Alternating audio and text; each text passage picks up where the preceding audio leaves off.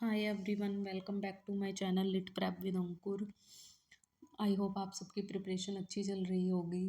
Last lecture में हमने John Milton के वर्क्स को कवर किया था, तो कुछ रिमेनिंग वर्क्स को आज हम डिस्कस करेंगे।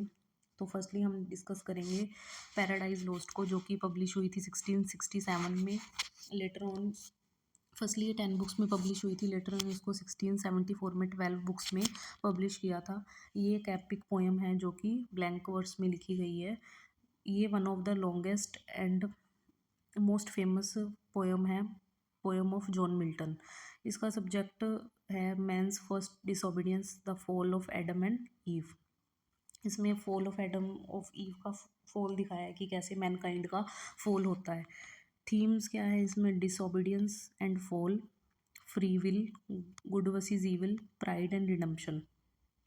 ठीक है, इसकी समरी इम्पॉर्टेंट है, इसलिए हम इसकी समरी को डिटेल में करेंगे, क्योंकि इसमें डायरेक्ट क्वेश्चंस बनते हैं इसकी समरी से।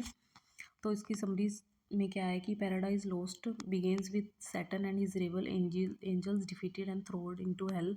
जब गॉड सैटर्न को क्या करते हैं, पैराडाइज से कहाँ, हेल में थ्रो आउट कर देते हैं।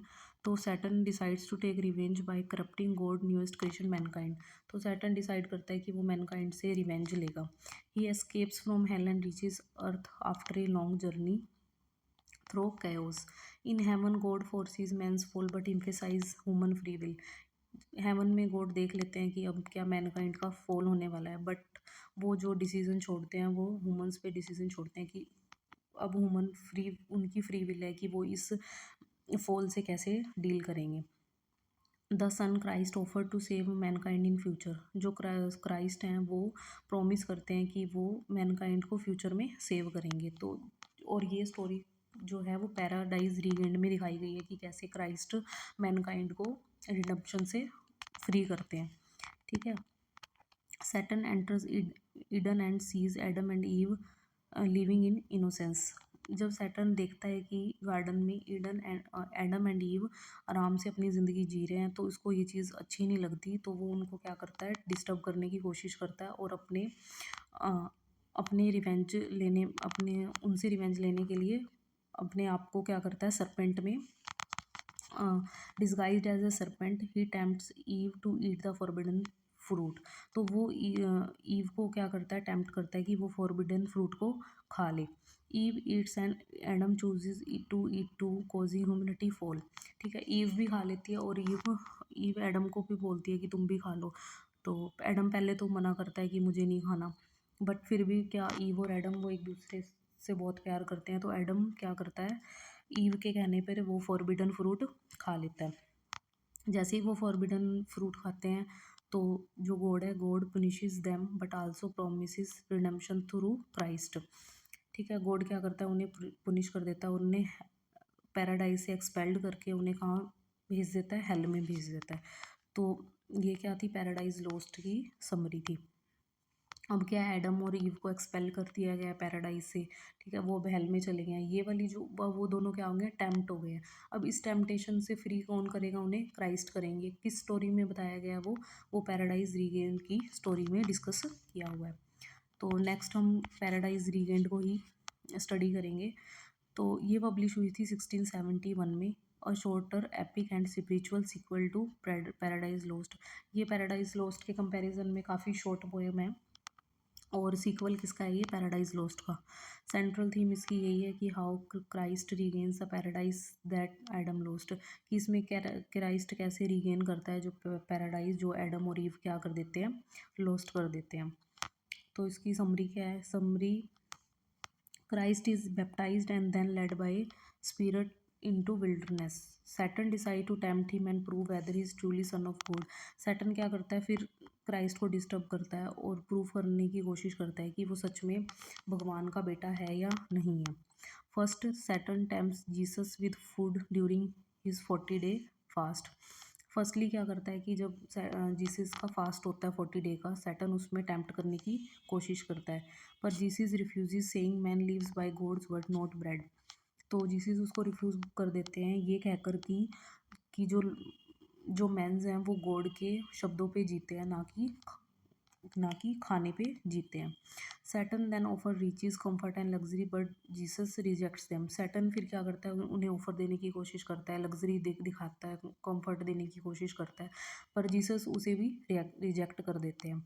Next, Saturn shows Jesus the great kingdoms of the world and offers political power. फिर सैटर्न उनको क्या अपने ग्रेट किंगडम्स को दिखाता है वर्ल्ड के, और उनको क्या पॉलिटिकल पावर का ऑफर देता है। Jesus rejects fame glory and earthly rule claiming his kingdom is spiritual. Jesus उस फेम को भी रिजेक्ट कर देते हैं और बोलते हैं कि उनका किंगडम सिर्फ क्या है, स्पिरिचुअलिटी के टुवार्ड्स ही उनका क्या है, किंगडम है। उन्हें ये जो वर्ल्डली मेटेरियलिस्टिक थिंग्स हैं उनसे उन्हें कोई लगाव नहीं है। उनको सिर्फ उनका जो लाइफ है वो किस पे बेस है, स्पिरिचुअलिटी पे उनकी लाइफ क्या है, बेस्ड है। Finally Saturn offer knowledge and worldly wisdom which Jesus also refuses. Finally Saturn क्या करता है, उन्हें नॉलेज और वर्ल्डली विजडम ऑफर करता है और उसे भी क्या जीसस रिफ्यूज़ कर देते हैं। तो इस तरह से सैटर्न क्या करता है, उन्हें टेम्प्ट करने की कोशिश करता है, पर जो जीसस हैं वो उनसे टेम्प्ट नहीं होते। Satan is defeated, falls away and angels celebrate Christ victory restoring the Paradise Lost by Adam. ऐसे क्या करता है, सैटर्न क्या हो जाता है, डिफीट हो जाता है और क्राइस्ट क्या कर जीत जाते हैं, और एंजल्स सेलिब्रेट करते हैं कि पैराडाइज क्या हो गया, रिस्टोर हो गया है। तो ऐसे करके लोगों के पास क्या पैराडाइज रीगेंड हो जाता है। तो इस स्टोरी में यही दिखाई, इस पोएम में यही शो किया गया है कि कैसे वहाँ क्राइस्ट ने वहाँ के लोगों को पैराडाइज रिगेन करवाने में उनकी हेल्प की थी। ठीक है, नेक्स्ट वर्क है उनका सैमसन एगोनिस्टिस, पब्लिश्ड इन 1671। ये भी पैराडाइज रीगेंड के साथ ही आया था। तो ये क्या, एक ट्रेजिक ड्रामा, ये ड्रामा की फॉर्म में लिखा गया है। इसकी थीम्स है suffering, faith, inner strength, redemption. इसमें सफरिंग दिखाई गई है किसकी, सैमसन की सफरिंग्स को दिखाया गया है। तो इसमें क्या होता है कि समरी, इसमें सैमसन को पकड़ लिया जाता है फिलिस्तीन्स उसे क्या कर लेते हैं, इम्प्रिजेंट कर लेते हैं और उसे ब्लाइंड कर देते हैं। ठीक है, तो इससे क्या होता है कि सैमसन की लाइफ क्या हो जाती है, filled with guilt and sorrow. Delilah visiting him but Samson reject her false reference. जो सैमसन की वाइफ क्या होती है, डेलीला उसकी वाइफ होती है, वही क्या करती है, हेल्प करती है फिलिस्तीन्स की सैमसन को पकड़वाने के लिए। ठीक है, तो वही सैमसन को इम्प्रिजेंट करवाती है क्योंकि उसकी वाइफ उसका मतलब फिलिस्तीन्स का क्या करती है, सपोर्ट करती है। तो फिर वो उसके बाद दलीलिया के पास आती भी है, पर सैमसन क्या रिजेक्ट कर देता है उसकी फॉल्स रिपेंटेंस को, क्योंकि उसे पता होता है कि ये अभी भी अभी भी क्या कर रही है, एक ड्रामा ही क्रिएट कर रही है। His father Manoah tries to rearrange his release but fails. उसके सैमसन के फादर मेनोआ ट्राई करते हैं उसे रिलीज़ करवाने के लिए, पर उसे रिलीज़ नहीं करवा पाते। Samson regains spiritual strength and accepts God's will. Samson को क्या स्पिरिचुअल स्ट्रेंथ वापस मिलती है और वो गॉड की विल को एक्सेप्ट कर लेता है। He pull down the Philistine temple killing himself and his enemies achieving redemption. वो क्या करता है, वो गॉड में इतना फेथ शो करता है कि उसके अंदर इतनी पावर आ जाती है कि वो फिलिस्टाइन के टेम्पल्स के पिलर्स को क्या करता है, गिरा देता है, और वो बच तो नहीं पाता पर वो फिलिस्टाइंस को क्या कर देता है, पूरी तरह से ख़त्म कर देता है, और क्या अचीव कर लेता है, रिडम्पशन को अचीव कर लेता है। तो इस ड्रामा में मेनली यही दिखाया गया है कि हम चाहे कितनी भी हमारी लाइफ में सफरिंग हो, ठीक है, कितनी भी हमारे लाइफ में सोरो, फील्ड विद सोरो गिल्ट, ऊपर लास्ट में क्या होगा कि अगर हम गॉड में स्पिरिचुअलिटी शो करते हैं तो एंड ऑफ द डे हमें क्या होता है, हमें रिडम्पशन भी मिलेगी और गॉड हमें हेल्प भी करेंगे हर हर चीज़ को, सफरिंग को ख़त्म करने में गॉड हमें हेल्प भी करते हैं। तो ये सब सैमसन एगोनिस्टिस में दिखाया गया है। नेक्स्ट है ओन इज़ ब्लाइंडनेस।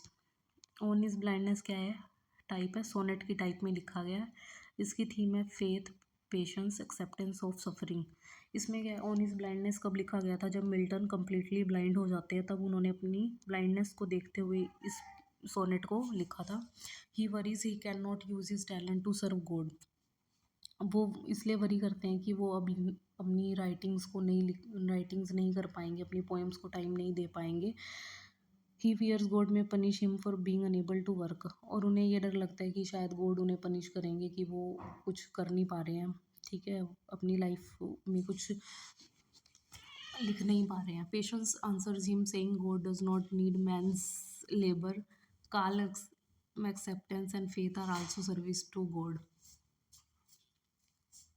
पेशेंस उन्हें आंसर करती है कि वो बोलते हैं कि गॉड को पाने के लिए हमें कोई लेबर करने की ज़रूरत नहीं है, सिर्फ काम एक्सेप्टेंस और फेथ रख कर भी हम गॉड को पा सकते हैं। तो ये उन्होंने ऑन हिज ब्लाइंडनेस में शो किया है। नेक्स्ट वर्क है ऑन शेक्सपियर। उन्होंने शेक्सपियर को भी एक शेक्सपियर के ऊपर भी एक एलिजी लिखी थी, जो उन्होंने पब्लिश करी थी शेक्सपियर के सेकेंड फोलियो में 1632 में। Milton pays tribute to Shakespeare genius, he says monuments are unnecessary for such a great poet. वो बोलते हैं कि शेक्सपियर के लिए मोनूमेंट्स बनाने की ज़रूरत नहीं है, वो हमेशा अपनी राइटिंग्स और वर्क्स के थ्रू हमारे अंदर वो क्या रहेंगे, हमेशा अलाइव रहेंगे। His writings creates powerful emotional and imaginative experiences. उन्होंने जो अपनी राइटिंग के थ्रू जो भी emotional and imaginative experience show किए हैं अपनी राइटिंग के थ्रू, वो हमेशा क्या रहेंगे, अलाइव रहेंगे। True fame comes from art not from stone memorials. वो बोलते हैं कि ट्रू फेम हमेशा क्या होता है, आर्ट से होता है, मोनूमेंट्स बनाने से नहीं होता। तो ये सब उन्होंने शेक्सपियर में लिखा था। मेनली यही थीम डिस्कस की गई है कि मोनूमेंट्स बनाने से हम किसी को ज़्यादा ट्रिब्यूट पे नहीं कर सकते, जैसे कि शेक्सपियर के वर्क्स में हम देखते हैं। नेक्स्ट वर्क है आर्केड्स। ये एक मास्क की फॉर्म में है, पेस्टोरल इंटरटेनमेंट है। मास्क वही होते हैं जो कोर्टली इंटरटेनमेंट के लिए लिखे जाते हैं। परफॉर्म कब किया गया था इसको, 1634 में, to celebrate Alice Spencer, sister of Edmund Spencer the countess dowager of Derby, on her 75th birthday. इसमें एलिस स्पेंसर के 75th बर्थडे को दिखाया गया है। A group of young performers visit a lady in a forest like setting. They sing and dance to honor her greatness and virtue. A guiding spirit describes the lady's high qualities. The entertainment mixes music, poetry, and praise. The masque ends with a harmony and celebration of noble women. That's all for today. आज John Milton complete हो गया है। Next class में हम as of Milton में जो metaphysical poets लिख रहे थे उसके बारे में डिस्कस करेंगे। Thank you so much. Please subscribe, share and like my channel.